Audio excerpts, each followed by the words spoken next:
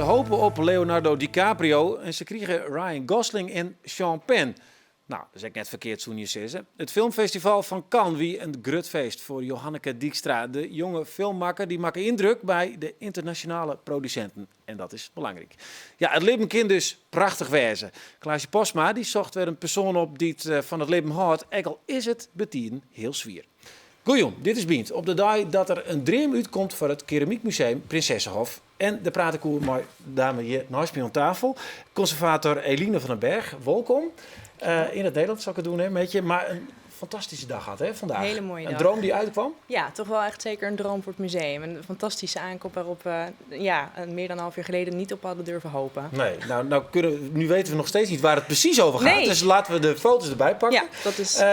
Het gaat om 2 beeldjes en ja, die hebben jouw dag gemaakt. Leg uit wat deze 2 dames het zijn 2 dames uit Japan. Ze zijn eind 17e eeuw daar gemaakt van porselein. En van het beroemde Kakiemon porselein. En binnen Japan wordt dat echt gezien als wel het allerbeste porselein wat er is. En deze dames zijn geïnspireerd op echte courtisanes die in de beroemde wijken in Kyoto en Edo toentertijd leefden. En zij waren van het allerhoogste niveau. Ja, wat deden ze? Prostituees. Het zijn gewoon echt prostituees. Dus ze verkochten de liefde. Maar dit waren niet zomaar prostituees. Zij waren ook heel verfijnd in hun manieren. Ze hadden een jarenlange training waarbij ze dus leerden hoe ze mooi konden zingen, hoe ze mooi konden dansen en de mannen konden vermaken. Want in Japan was het toch zeker wel zo in die tijd, dat geldt waarschijnlijk hier ook, dat het huwelijk was vooral voor status.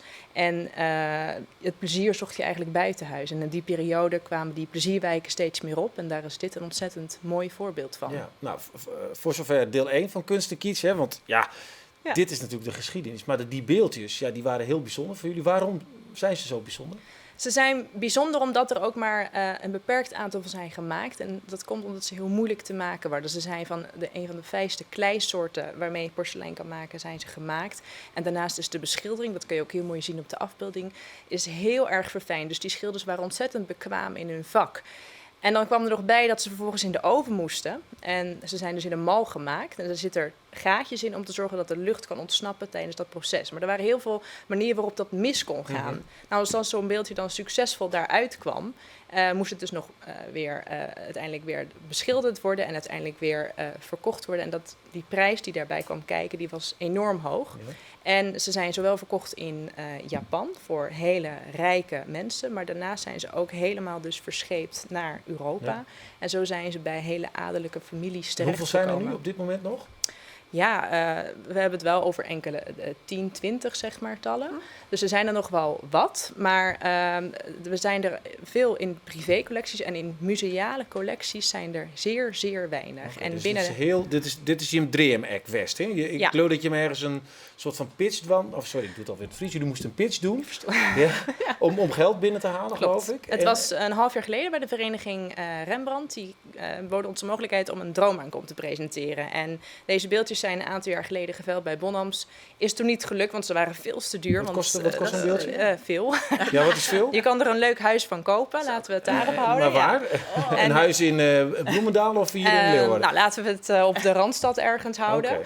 En het museum heeft gewoon niet die middelen. En dat is dus ook aan ons voorbij gegaan. En nu kwam deze kans om in ieder geval iets te doen waar het museum altijd van droomde. Er was geen garantie, maar goed, wij zijn die uitdaging uitgegaan. En hebben tegen andere musea als het Stedelijk Museum en ook het Tropenmuseum hebben wij gestreden. En hebben de meeste stemmen gekregen. En toen hebben wij besloten van dit moeten we gewoon bij de vereniging A gaan vragen. Ja.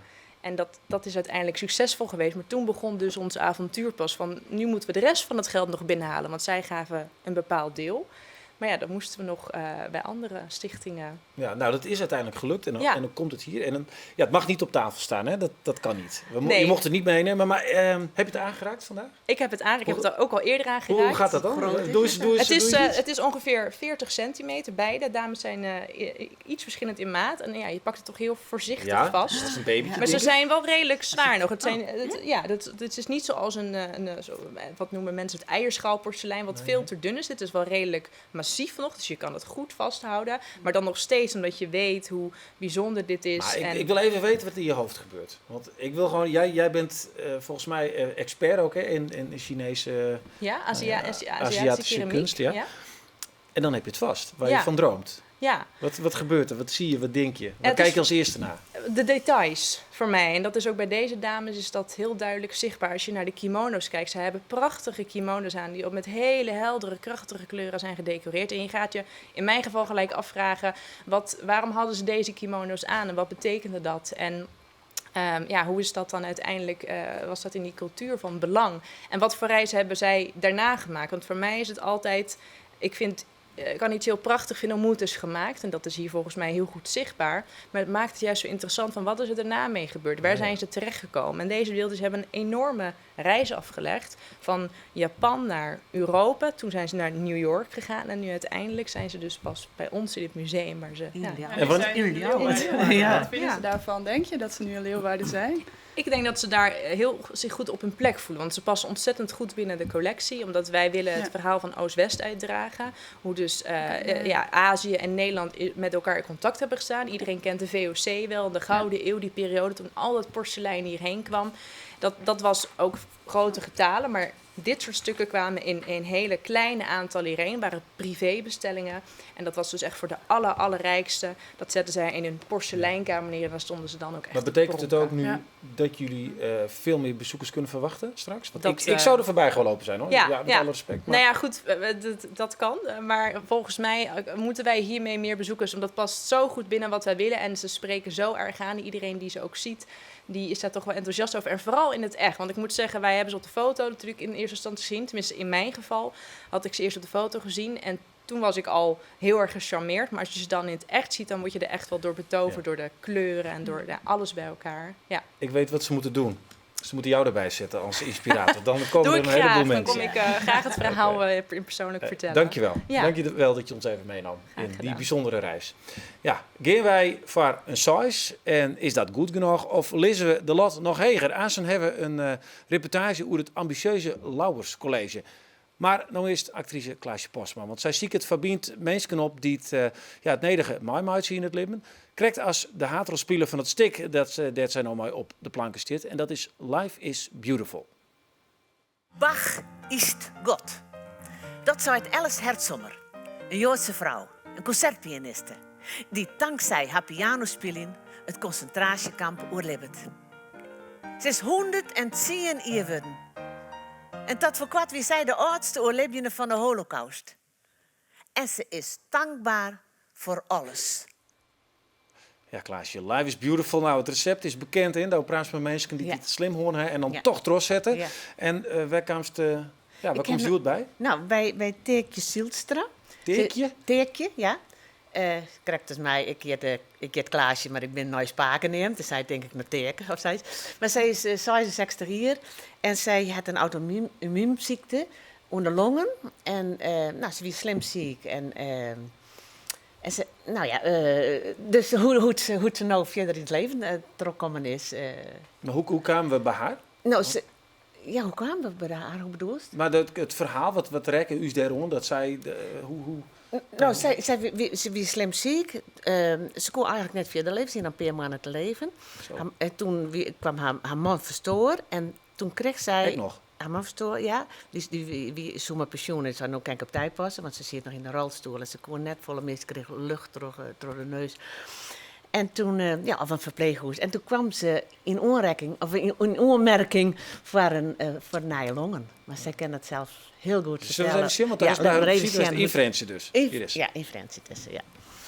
Dus ik heb eigenlijk wel 30 jaar vreselijk wurg met afname van longinhoud. Toch eigenlijk niks, maar dan ik helemaal haast niks meer koer.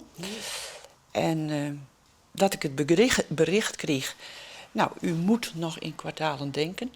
Ik heb nog één ding voor u en dat is, ik kan u nog aanmelden in Groningen voor een screening voor longtransplantatie. Zo. En toen heb ik een nacht slipt, toen ze me dat in het ziekenhuis voorstelden. En toen heb ik zo'n, nou, dat doe ik nog. Ik hier peteer maar de been droer. En die zei, nou mem, het is nog een lat. En als mem het net doet, dan weet we zeker dat het fout gaat. En we hebben nu nog een lat, een koers. Ja. En die koers heb ik dien. Ja, Klaasje. Ze pakt de koers, een soort van Ja. reserve-tiert krijgt ze. Ja, ze krijgt 2 nijlongen. En toen we haar opzochten, toen dacht ik, nou, dat is een oude vrouw. Die zit ergens in een karkas. En ik denk, dit is een verpleegster. Maar dat weet ik zelf. Oh, ja. En het is nog net een ierlien. En ze had dus... en ze wie zelf ook altijd donor. Want en ze zei, nou wil ik elk meisje onrieden die van plan is om donor te worden. Want ze zei, ik wie dragen, maar ik heb ze nou zelf gekregen.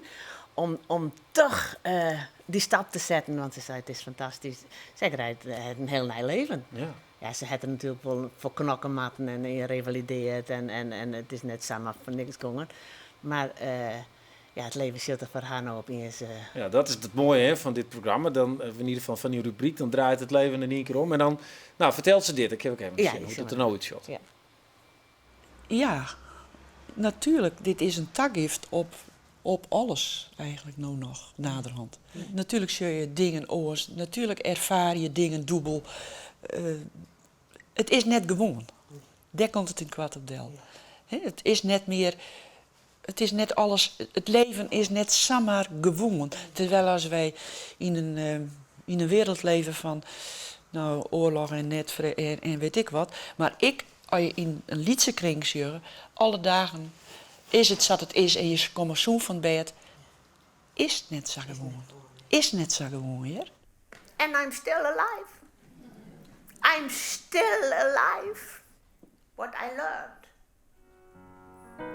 Dat ik voor het eerst met een van de lieds ben een kuier kon maken naar de gaatjes en een zinneskinder. En dat wie mijn eerste loopje zonder later maar haar en het wie net 4 bij hun huis was.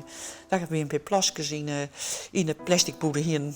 En dat ze even naar de gaatjes zo. Toen zei ik kan misschien wel even mooi doen. En toen zei ze, gaat Beppe echt mooi? Ik zei, ja, Beppe kan wel even mooi doen. En toen dacht ik,